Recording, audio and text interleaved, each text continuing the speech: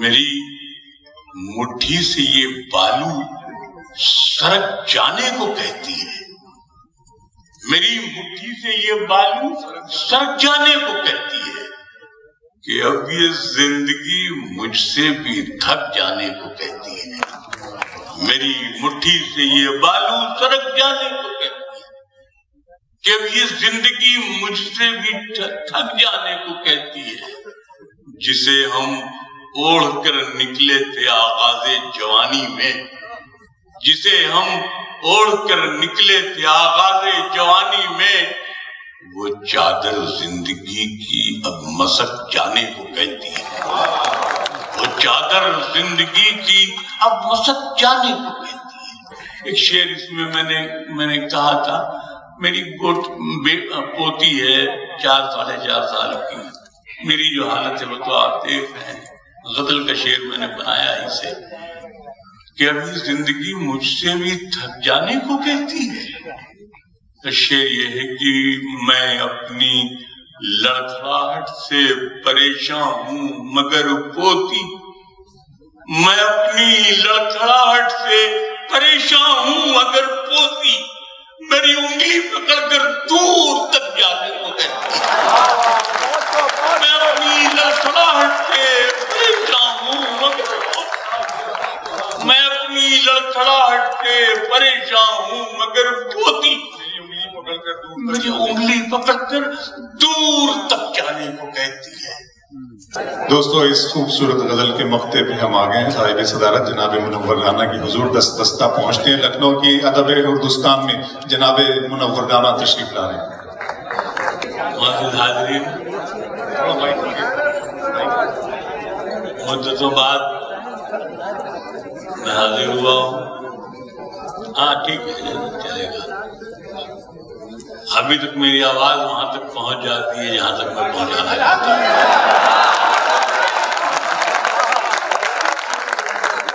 میری خوش نصیبی ہے کہ جاوید بھائی جو ہمیشہ ہمارے محسن رہے، منسٹر رہے ہوں یا نہ رہے ہوں، اس کا ثبوت یہ ہے کہ وہ سچ مچ کے منسٹر ہے۔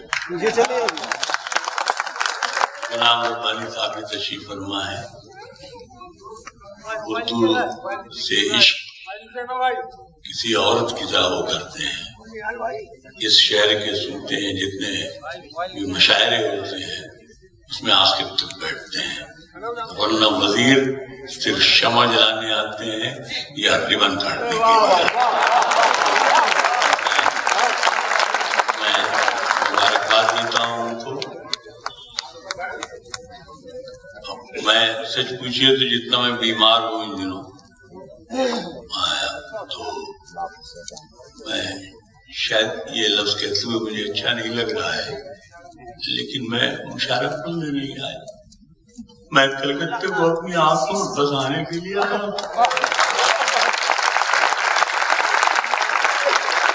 میں 1968 سے آج تک رہتا کلکتے میں ہی ہوں۔ لکھنؤ میں رہنے لگا، میری بیٹیاں وہاں ہیں، 4 بیٹیاں بیاہی ہوئی ہیں۔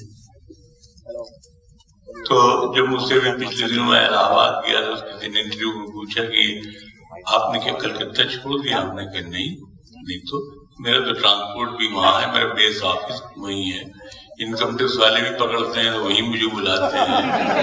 تو میں نے کہا پچھلے دنوں ایک مایا ایگرو کا ایک کیس تھا تو اس میں CBI والوں نے بھی مجھے وہیں طرف کیا تھا، تو کلکتے سے میں نہیں چھوڑا۔ ہاں میں لکھنؤ میں یوں آپ سمجھ لیں کہ میرا جو پلنگ ہے وہ جس کمرے میں ہے وہ اتفاق سے لکھنؤ میں ہے، ورنہ میں لکھنؤ میں نہیں۔ میرا تو میں اکثر اپنے تعارف میں یہ شعر پڑھتا ہوں، پوری دنیا میں جہاں گیا کہ ہمارے قد کو یہ دردی کا فیتا کیا بتائے گا، ہمارے قد کو یہ دردی کا فیتا کیا بتائے گا، کبھی بنگال میں آنا تو کلکتہ بتائے گا، ہمارے قد کو یہ دردی کا فیتا کیا بتائے گا، کبھی بنگال میں آنا تو کلکتہ بتائے گا. تو ظاہر سی بات ہے کہ ابھی ہماری آٹو بایوگرافی خود نوش کا دوسرا حصہ جو ترتیب ہے، اب میں نے اس میں کلکتے میں داخلہ لیا ہے 1968 میں محمد جان اسکول میں. اب وہاں سے میں شروع کیا ہے میں نے کلکتہ. ظاہر سی بات ہے بہت سے منظر ایسے آئیں گے جو آپ کو یاد بھی نہ ہوں یا بہت سے آپ کو معلوم ہوں، بہت سے دکھ سکھ، دھوپ چھاؤں، شہر گاؤں. تو وہ اعزاز افضل صاحب جو کبھی میرے استاد بھی ہوا کرتے تھے، ان کا ایک قطع مشہور ممکن ہے آپ کے ذہن میں اب نہ رہ گیا ہو کہ تم نے دیکھی نہیں ہے دھوپ اس کی. سنیے گا مہمان جو ہے کہ تم نے دیکھی نہیں ہے دھوپ اس کی، تم کو لگتا ہے چھاؤں کلکتہ. پیڑ پودوں کو کھا گیا، پیڑ پودوں کو کھا لیا کس نے، تم کو لگتا ہے گاؤں کلکتہ. نہیں سوری، تم نے دیکھی نہیں ہے دھوپ اس کی، تم کو لگتا ہے چھاؤں کلکتہ. پیڑ پودوں سے پوچھ کر دیکھو کھا گیا کتنے گاؤں کلکتہ. تو کلکتہ ایسے نہیں بہت اس طرح بنا ہوگا. تو بہرحال میں جہاں سے جو شعر یاد آ رہا ہے، میں نے یہ عرض ایمانداری سے میں نے یہ عرض کر رہا ہوں کہ میں ذہنی طور پر بالکل میں صرف اسی لیے آیا تھا کہ دنیا سے جانے سے پہلے ایک بار میں اس شہر کو اور اس شہر کے لوگوں کو اپنی آنکھوں میں بسا.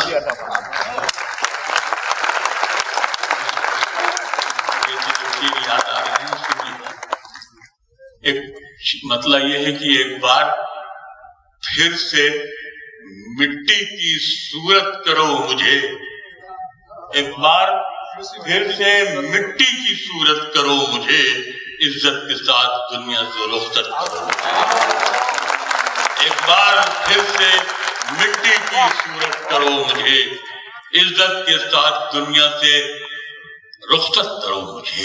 ایک بار پھر سے مٹی کی صورت کرو مجھے، عزت کے ساتھ دنیا سے رخصت کرو مجھے. تم نے تو خود کہانی کو رنگین کر دیا، پانی نے کب کہا تھا کہ شربت کرو مجھے.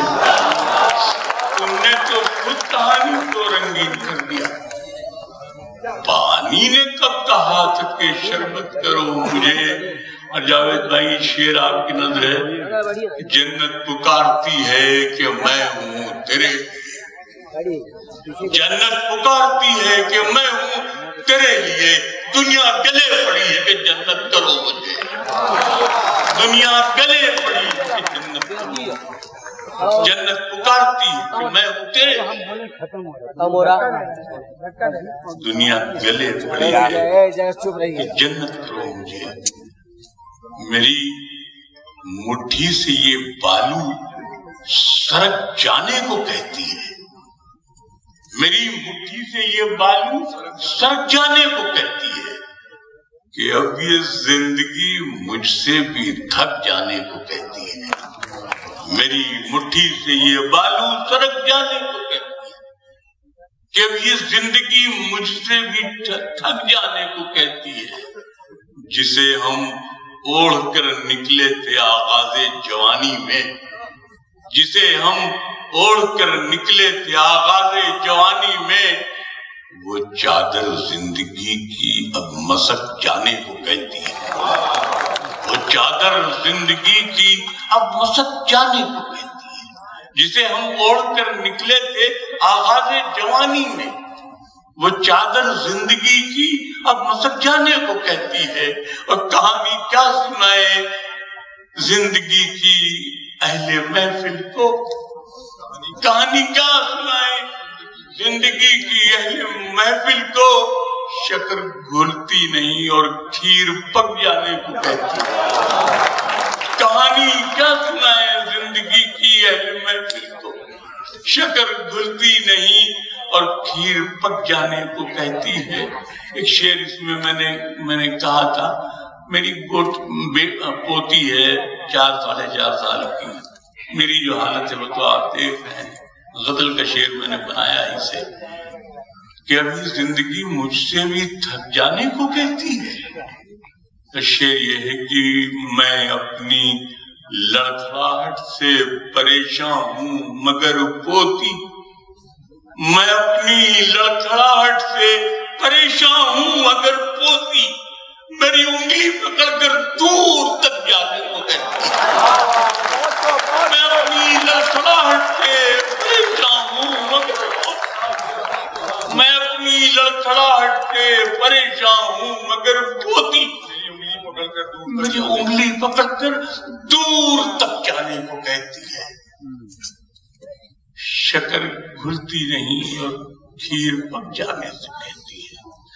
ایک غزل کی شعر اور میں سنا رہا ہوں۔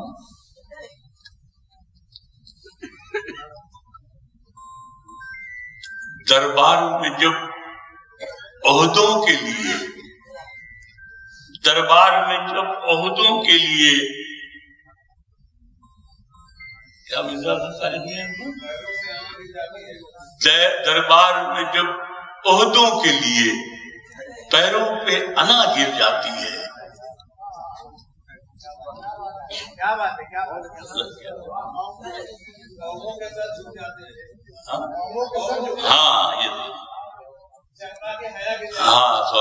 دربار میں جب عہدوں کے لیے پیروں پہ انا گر جاتی ہے، گر جاتی ہے، کیا شعر اس میں؟ اب تک تو ہماری آنکھوں نے بس دو ہی تماشے دیکھے ہیں، اب تک تو ہماری آنکھوں نے بس دو ہی تماشے دیکھے ہیں، یا قوم کے رہبر گرتے ہیں یا لوگ صبح گر جاتی ہیں۔ اب تک تو ہماری آنکھوں نے بس دو ہی تماشے دیکھے ہیں، یا قوم کے رہبر گرتے ہیں یا لوگ صبح گر جاتی ہے۔ اور ہم جیسے تاریخ سننا چاہیے، ہم جیسے فقیروں کی دنیا سے الگ ایک دنیا ہے، ہم جیسے فقیروں کی دنیا۔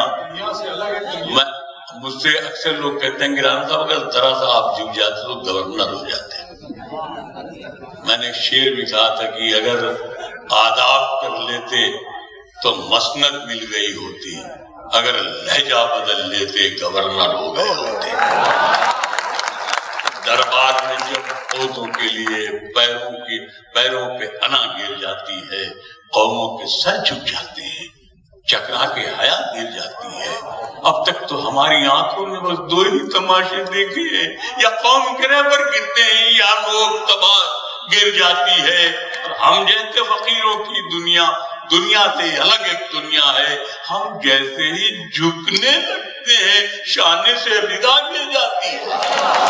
ہم جیسے فقیروں کی دنیا سے الگ ایک دنیا ہے، ہم جیسے ہی جھکنے لگتے ہیں شانے سے ردا گر جاتی ہے۔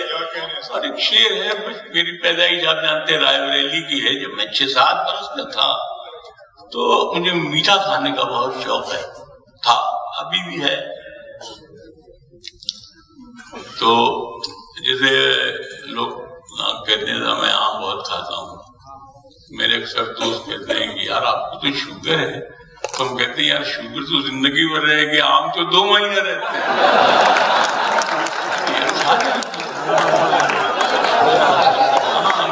شوگر تو زندگی بھر رہے گی، آم تو 2 مہینے رہنے دو کھا لیں۔ بلکہ ہمارا ایک شعر بہت مشہور ہے، سلمان خورشید صاحب نے اپنے گھر پہ ایک آم کی دعوت کی تھی تو انہوں نے اسی کارڈ ہی پورا چھاپا تھا وہاں پر۔ شعر اس میں یہ ہے کہ انسان کے حق میں انسان کے ہاتھوں کی بنائی نہیں کھاتے، ہم آم کے موسم میں مٹھائی نہیں کھاتے۔ یہ آپ لوگ بھی یاد کیجیے گا کہ مطلب آم میں فائدہ ہے، مٹھائی میں بہت نقصان ہے۔ انسان کے ہاتھوں کی بنائی نہیں کھاتے، ہم آم کے موسم میں مٹھائی نہیں کھاتے۔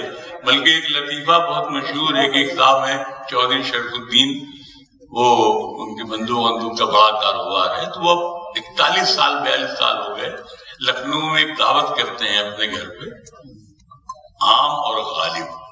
تو اس میں پہلے تقریب تاریخ میں آپ بھی گئے، تو اس میں تقریریں ہوتی ہیں، شاعری ہوتی ہے، آم پر مضامین ہوتے ہیں، بڑے بڑے آم کے باغات والے بیٹھے ہوتے ہیں، وہ آموں کے نام گنواتے ہیں، اور آموں کے نام بھی ایسے تھے جو کبھی لکھنؤ میں طوائفوں کے نام ہوتے تھے، بڑے اچھے رنگین نام، حسن آرا، عشق پسند، دل ربا۔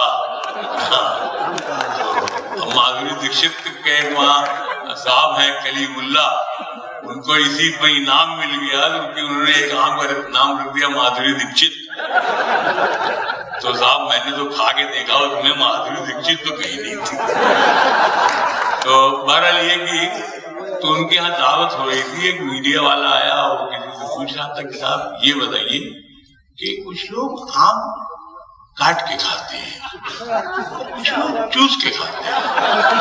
صاحب نے ادھر سے دیکھا اور کہنے لگا کہ جو گنوار لوگ ہیں وہ چوس کے کھاتے ہیں، جو پڑھے لکھے ہیں، سوفسٹیکیٹڈ ہیں، لرنڈ ہیں، کوالیفائڈ ہیں، وہ آم کاٹ کے کھاتے ہیں۔ میں نے کہا نہیں صاحب یہ غلط بتا رہے ہیں، جنہوں نے اماں کا دودھ پیا ہے وہ چوس کے کھاتے ہیں، جنہوں نے ڈبے کا پیا ہے وہ کاٹ کے کھاتے ہیں۔